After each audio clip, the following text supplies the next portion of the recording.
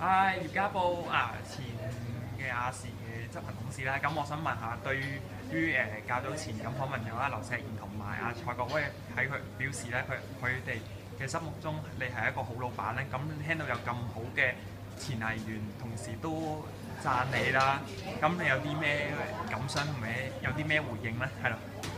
好多謝啦，聽見自己可以得到咁多同事嘅認可啦。咁但係我要澄清，我唔係老闆嚟㗎，其實我都係打工嘅咋。咁樣我只不過係處喺一個領導嘅位置。咁樣我亦都好欣賞蔡國威同埋劉錫賢佢哋一路喺亞視不離不棄嘅精神嘅，因為蔡國威自從參加未來偶像執法戰之後，佢又喺亞視工作咗一段好長時間。劉錫賢喺嗰個大學係演藝學院畢業之後，亦都加入咗我哋亞視，做咗好長時間，成為我哋亞視嘅一個代表人物。咁樣我知道佢哋都有個新嘅發展喺度，祝福佢哋。咁樣希望佢哋繼續喺演藝事業發熱發光。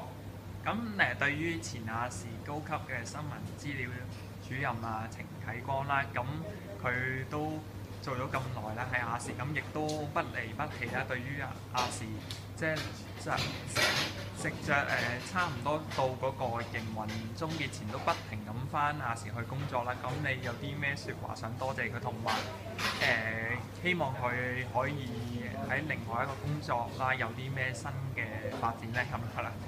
其實程啟光真係可以講得話係亞視嘅寶嚟嘅，因為佢真係喺亞視服務咗53年，我諗佢好多亞視嘅來龍去脈或者好多嘅事情佢都比較清楚咯。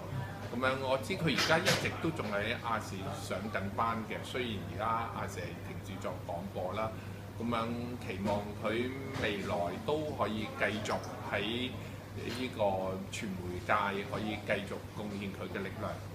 咁最後咧，已經亞視叫暫時叫做結束咗啦。咁你有啲咩説話想俾翻啲新舊同事去俾翻啲咩鼓勵佢哋咧？係啦。其實我好感恩，因為有呢班同事陪伴咗我一路喺亞視嘅成長，亦都係陪伴住我喺亞視最後嘅日子。咁樣我哋因為有佢先至，因為有佢哋先至可以令到亞視繼續走到呢一步嘅。咁喺度祝福每一個同事，無論將來佢係咪繼續喺呢個行業嘅發展，都能夠喺佢嘅人生同埋喺佢嘅生活事業方面都能夠有一個美滿嘅前途。